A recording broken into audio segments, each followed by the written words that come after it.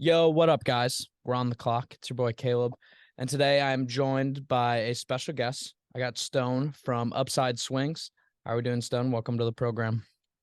Thank you. Thank you for having me. I'm excited to be here. And I always love talking draft stuff, no matter what podcast it is. So, thanks for inviting me and having me on today.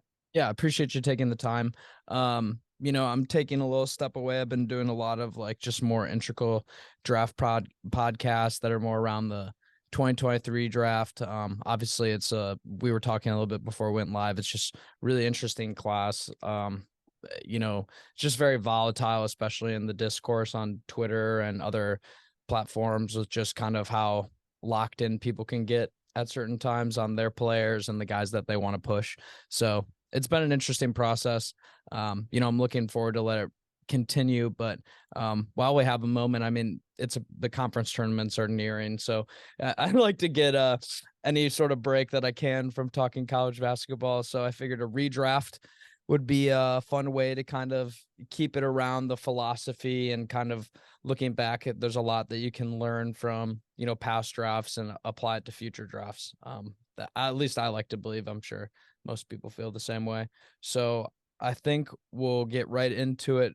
First, who is your guy like in this process? Who's somebody that you've been loving in this 2023 process before we go?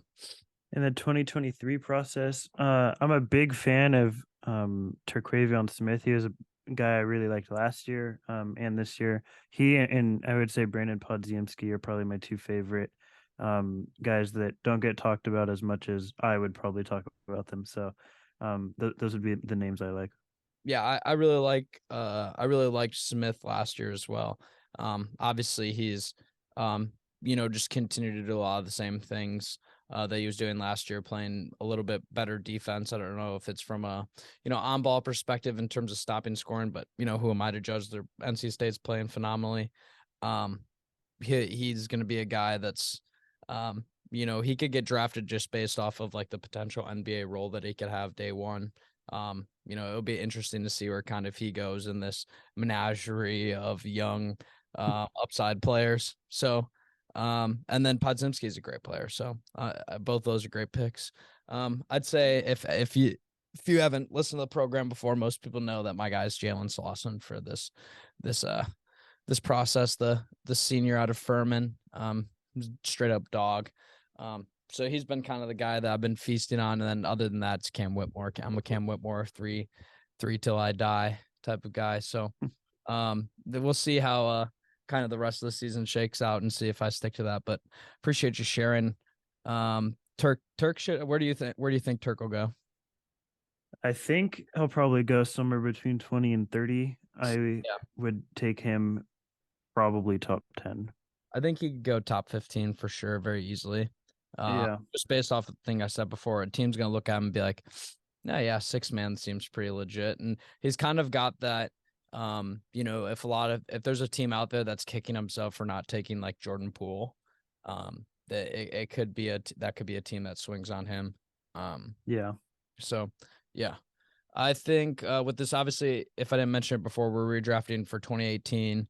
One of the more balanced drafts, in my opinion. It's got some superstar talent to the top, but I think, there's really about like, this draft really goes like 20 deep in terms of guys that are, eighth man or higher, ninth man or higher on NBA rosters. And then, there's also a lot of guys in here that are very impact players in their role. And we'll kind of see where we value that. We're also going to go through and grade, the previous pick, kind of with a little bit of hindsight, obviously. And then we'll make the selection after that. So I think I'm gonna start at the top of the draft. I'll let you give your grade for Phoenix's DeAndre Ayton, and then I'll kind of give mine. And I think it's pretty clear who I'll pick, but I'll let the fanfare reign on. Yeah, I would say for who Phoenix picked, which was DeAndre Ayton, obviously, I would give them a C. I think that it's not a bad player that they got, but for what they didn't get, I think that it's deserving of probably a harsher grade.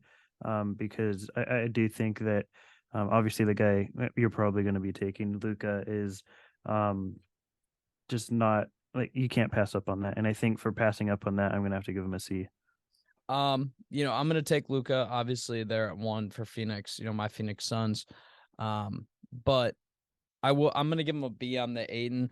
We did go to a finals. And we just added Kevin Durant, and we've kind of yet to see what this team looks like with Kevin Durant on the floor with us. And I don't know if it's gonna be something that unlocks DeAndre Ayton more. I feel like maybe it will hinder him a little bit more, but at least maybe having another veteran scoring, like ball demanding presence around will kind of help him realize more that he needs to be just the big rebounding guy in the middle. And that's what he was doing on our finals run. So and he was doing it very well, 20 and 20 games here and there throughout that playoff run.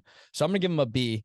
But I agree that, where and how I honestly feel is I think it would be like an A minus because it's hard to knock like a team for making a finals run with their number 1 overall pick on the roster still.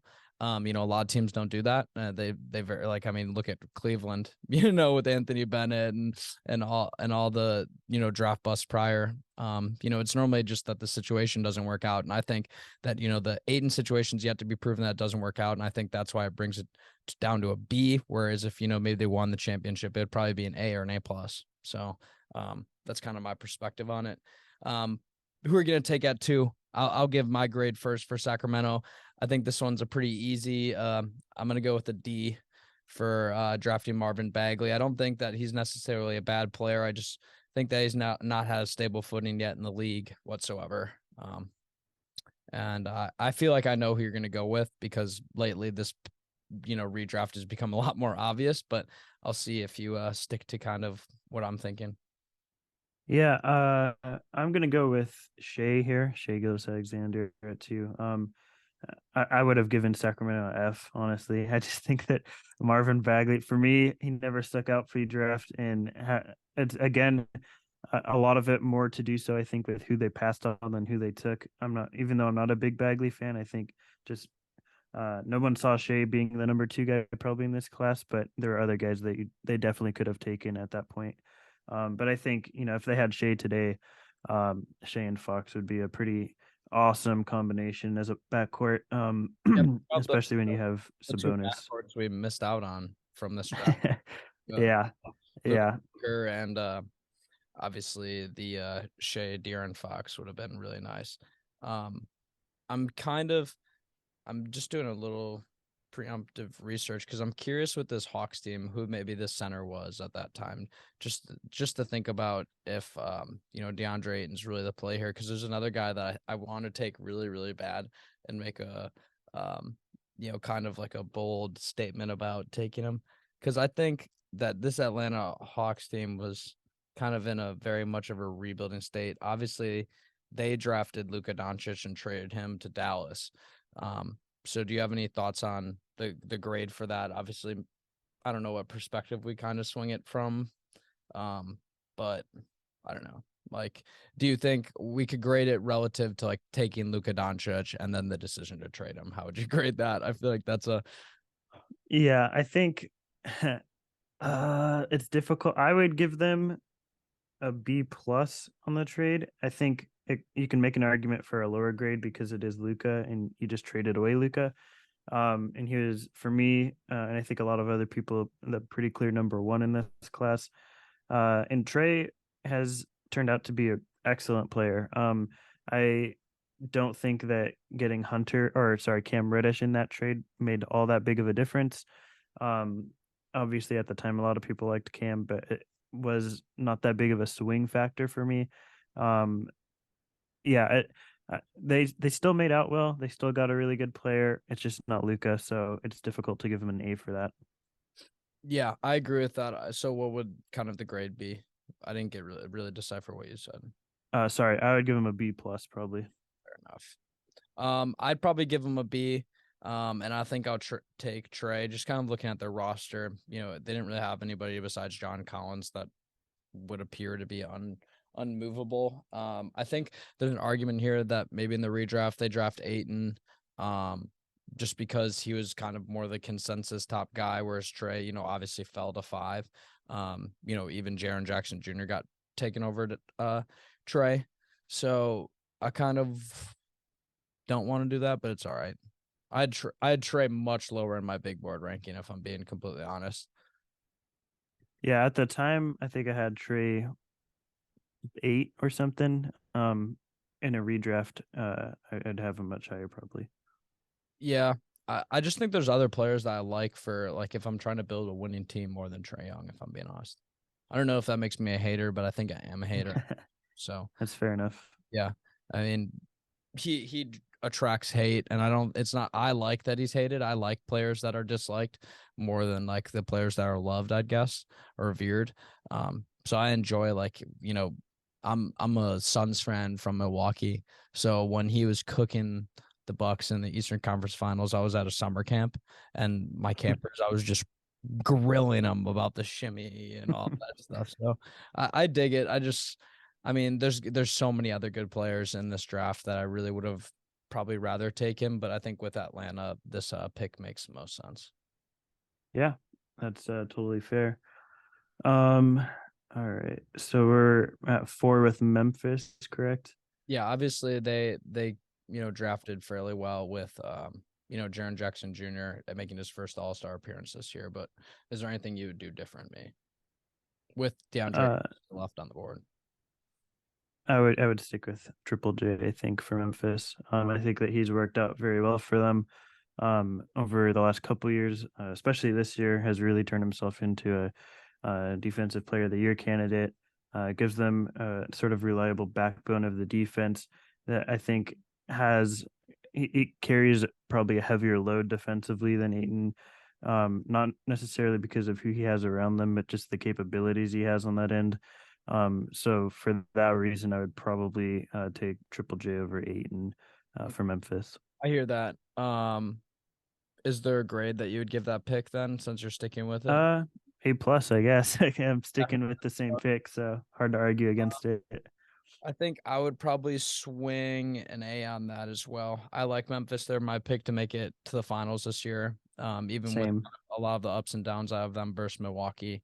And I have Milwaukee over them. But I think that their time is coming soon. I think Jaws, I don't know. I think there was a reason why we all saw Giannis try and take Ja when he wasn't even available in the All Star draft. I think that just speaks of how players in the league feel about that guy. He's somebody to be feared. Um, so here with Dallas, I'm gonna take Jalen Brunson. I'm not even gonna hesitate. Um, I'm gonna take him over DeAndre Ayton. Obviously, Jalen Brunson was an All-Star this year. This is the pick I was thinking about making with the Hawks. I just don't know if I probably still could have. Um, I mean, obviously Dallas here getting Trey Young and then trading him for Luka Doncic. I think we could call that an A plus. Their previous move, but I feel like Jalen Brunson, they ended up getting him anyway. So I don't feel like it's that big of a stretch to say that they would probably take him again here, even if it was at 5, especially after knowing how well he's played. Yeah, I think that they definitely in this scenario would have needed a guard had they not gotten Luca. So and by default, Brunson's just easily the best guard available. So I think this is a pretty good pick. What would you give? Obviously, I think you'll give the A plus of trading Trey for Luca. Yeah, I think that yeah, that's an A plus. Getting Luca in return for your fifth pick is and your I think 10th pick was a home run for sure. Yeah, I agree. Going to 6, Orlando took Mo Bamba, the savior, the future savior of the Lakers. Um, Oh boy. Obviously, this pick in retrospect doesn't look too great, especially with maybe if things would have swung our way, where there's a center sitting there on the board. And I'll be curious to see if you move in that direction. There's a center I really want to take here who is not Mo Bamba, but I will go with Mikal Bridges here. Oh wow. Um, I think that defensively he just provides a lot for them, and I think there's more offense than he probably was able to show, or his role allowed for in Phoenix. Yeah, that Um, 40-point game. yeah, I do. I have always thought there's a little more that he has. And I think he'll be able to show it this season. But yeah, I think with Orlando, obviously too, they've been desperate for shooting for a while, and Mikal brings that in a big way. So I'm going to go with Mikal here. What would you give the Mobamba pick? I feel like Uh, a D probably, and it probably would have been the same at that point in time as well when they took him. yeah, I'm gonna give him an F. Obviously, they just moved him for Damian Jones. So that kind of shows where his value is kind of at. Um, I am going to take obviously Chicago took Wendell Carter. Before I make this pick because it's a really good one. Do you want to give your grade on the Wendell Carter selection? I feel like it's turned out well when you look at it because they got Vucevic. Yeah, I am probably the biggest Wendell Carter fan outside of his family on the planet Earth. So I would go A plus. I think that they at the time had hit a home run, and I still think that the coaching was really bad and held him back. But had they had a better infrastructure around him, Wendell Carter could have been a lot bigger of an impact for them long term. Yeah, I'll give it a B plus. And I'm gonna take Robert Williams here. I think this is quite a good spot. I think the Bulls would really like to have a player like Robert Williams in their franchise. Obviously, they really haven't since a guy like, you could say like Dennis Rodman. Kind of just a do it all defensive player that you can really throw on anybody on the floor. He block shots, rebound, harder than anybody else. So I feel like that's a really good pick. Obviously DeAndre Ayton is still yet to be selected. Are we gonna keep that train rolling? This is where the draft kind of falls off. I think that this is kind of the crop of guys that are, all NBA, all defensive team, all-star caliber players, and the only one that's left is kind of Ayton. And there's a couple of fringe guys that you can maybe go for. I'll be curious. For Cleveland, Yeah, for Cleveland, it took uh, Sexland um, never worked out, but I it like. did not. The land part did. Yeah. Um, I'm gonna go with Wendell. I'm a huge Wendell fan, and I do think that defensively he makes a much bigger impact than his numbers indicate, at least counting stats wise. And I do think that he is a huge key offensively, by doing a lot of the little things, being a really great screener, a lot of great dribble handoff type things. There's a lot of things you could do with Wendell that don't necessarily show up as huge stats, but I do think he has a much bigger impact than most people would probably think. So I have an interesting perspective on this Colin Sexton trade, right? I give it an A, or this Colin Sexton draft pick. I give an A because they were later moved him for Donovan Mitchell. Yeah, that's fair. That's probably fair. He maintained his value while he was on their roster enough to get him moved for an All-Star. I feel like and he He was like main, the prime yeah, piece in that deal besides Lowry. But I mean, they gave up like two equally valued assets. You know what I mean? he maintained his value, I think, within NBA circles, but I think from my perspective, Sexton is significantly less valuable than probably what the NBA considers him to be. Fair But enough. I see your perspective. I'd probably yeah, B plus A minus range for me. Do you have one for the Sexton pick with the trade context following it? With the trade context involved, I mean, it's hard to say that it's anything less than probably a or B plus, because obviously you got Donovan Mitchell, who has taken his game to yet another level and is, probably a top 5 or 6 player in the league right now. So, yeah, that's fair, considering that context. All right, sweet. Um, New York, Kevin Knox, I'm gonna give that an F. I think that, in my opinion, that was the worst pick in this whole top 10. I didn't hate the Bagley pick at the time as much as I didn't understand the Kevin Knox pick. I'm gonna take DeAndre Ayton here for New York. I feel like he could end up there in the future. I feel like he'd be a guy that when he's like 34, the Knicks pay him $25 million to come and play like 60 games. I feel like that's a scenario in my mind that isn't far off. But the Kevin Knox pick was just so horrid, and I think that they would take anything that they could get over him. So I think DeAndre Ayton is quite the consolation prize. I would say so. Definitely a huge upgrade. Knox, I won't lie, like Knox was someone I was super high on pre-draft. Turned out to be one of the biggest misses I've had of all time. So looking back, it's hard to say it was anything other than an F, considering what he's done since Or being has drafted. Yeah, or hasn't done. But yeah, I loved him at the time, not now. Definitely an F and definitely a huge upgrade getting Aiton over him. yeah. Moving on to Philly. Obviously, they got Mikal Bridges and later dished him out. I think this pick was an A plus. I mean, just being able to sift out and get a guy like Mikal Bridges, especially when he got drafted higher than Jalen Brunson, who was the best player on that team. Making their tournament run. It just shows kind of how well the Philadelphia drafted. And was drafting at this time to be able to get a player like Bridges at 10, especially when we value him now at 6, and you really could even draft him higher than that if you want to. You could convince him to take him higher than a guy like Trey, especially when considering the defensive impact. I feel like that's an A plus from probably you as well. Yeah, A plus when they picked him. Did not understand the trade afterwards, but yeah, definitely. Had they had Mikal Bridges in Philadelphia, I think we would be talking about. They would probably have made at least a finals, I would say.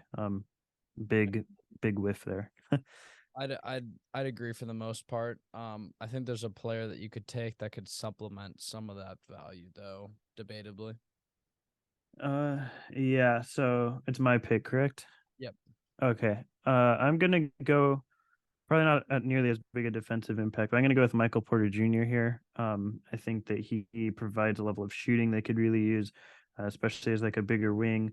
Obviously, they have Tobias Harris, who is totally fine. Probably not what his contract suggests, but I think having Michael Porter Jr. there to provide another element of spacing, scoring to take the load off of Embiid, who's carried a huge scoring load over the past couple of years, would make a lot of sense. So that's who I'll take here. Yeah, that's what I was kind of thinking that you were gonna take. Now here's an interesting next 3 picks to kind of grade together because obviously, uh, Charlotte took Shea Gilgeous-Alexander at 11 and then flipped him for the 12th and 13th pick, if I'm not mistaken. At least flipped him for the 12th pick and maybe a different draft pick. Um, so for Charlotte, I guess in this frame you would have to kind of similar how we graded the Trey Luca thing from Atlanta's perspective. Except for I think it's even worse because they got a guy who's not even in the NBA anymore. And Two guys. yeah, so I think maybe an F would be in order. Like Yeah. I think an F from me because they drafted a really, really good player, probably the best player they would have drafted, in their franchise history to this point. Yeah. I'm gonna Traded just because I'm him. curious. I want to see what the other pick was because I don't think it was 14. But I'm gonna figure that out. But while I'm talking, I'll definitely say that I think there was a huge missed opportunity to bring Shea into Charlotte. Charlotte has done this again in the previous draft when they traded Jalen Duren when they had him in their hands. They just like giving away good players that they could have had. Don't know why, but um, yeah, this was an absolute fail for Charlotte. Ended up being great for the Clippers. Even if Shea didn't really play for them that long, he ended up bringing Paul George and by proxy Kawhi Leonard. So A plus pick for them, but this was a terrible trade for Charlotte. Yeah, I'm gonna take Anthony Simons.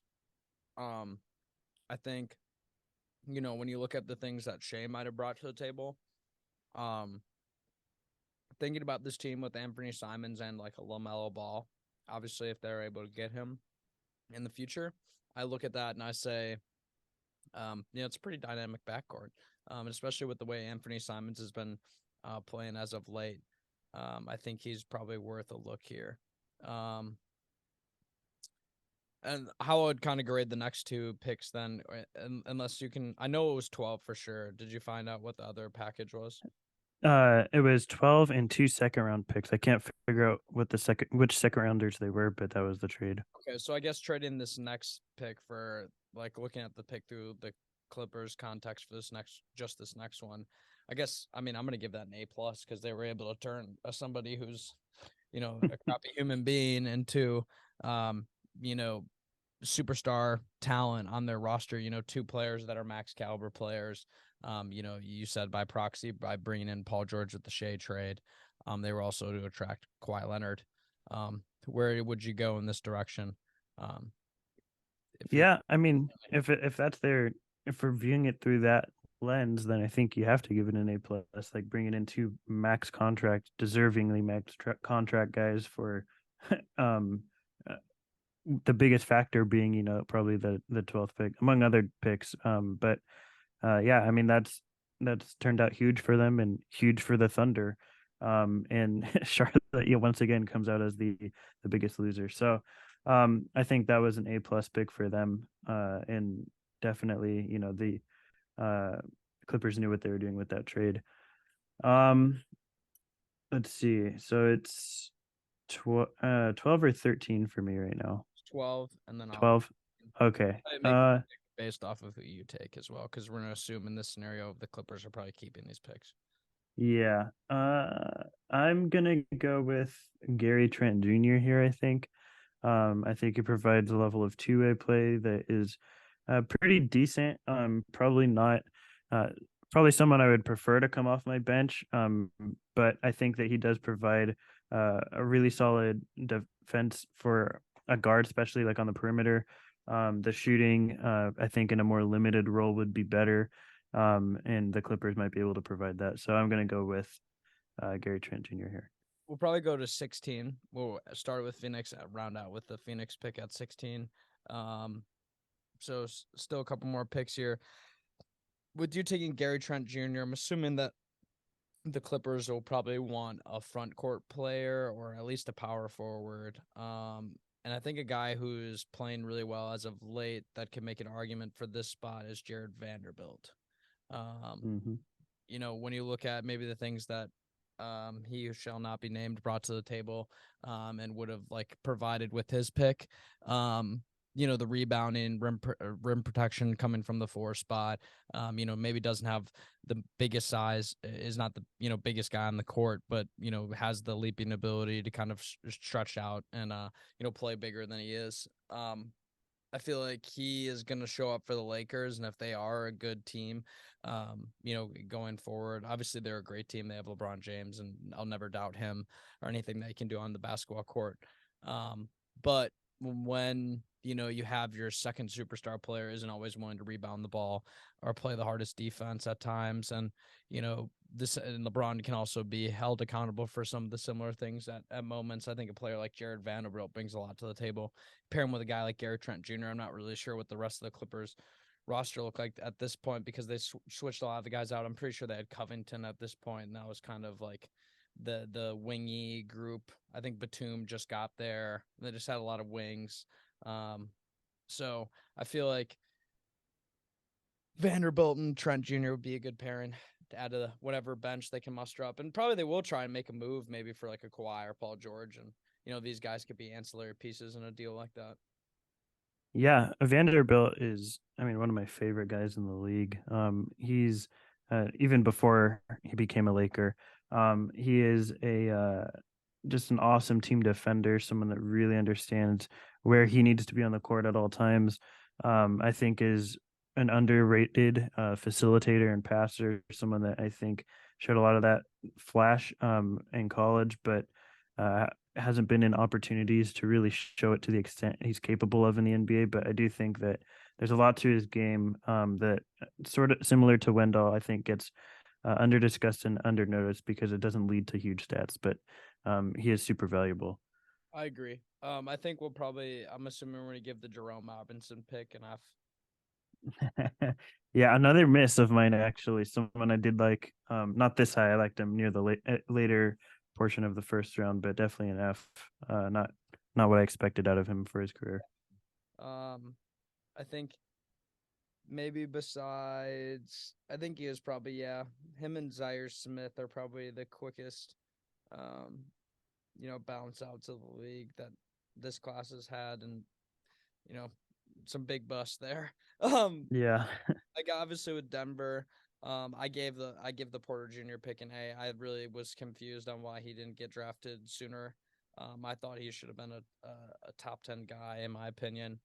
even with the back injury and the questions. And obviously, Denver's normally the team that's not really afraid to take these type of guys that have some injury questions. Obviously, later on they took Bol. And that's kind of worked out in Orlando's favor. Maybe not Denver's, but they have Jokic and have their class of talent. Gordon was a borderline all-star, so that's kind of the guy you're looking to add is like a Porter Jr. type of player. And I think there's some guys here who can add that type of scoring pop, or maybe even just the shooting, or go a different route with some defense, maybe. Yeah, there's really two guys in the mix for me right here. I'm gonna go with Kevin Herter. I think he does provide that shooting. I think he is also like a pretty decent secondary, tertiary creator. Someone that you feel comfortable with handling the ball, even if he's not going to be the one initiating all your plays on the offensive end, who doesn't need to when you have Jokic there. So I think it makes a lot of sense, and definitely surrounding Jokic with shooters is never a bad thing. So that's who I'm going to go with. Yeah, I like that. I like that pick for fit wise. This one I gotta make because I think this is one of the most slept on players in the league.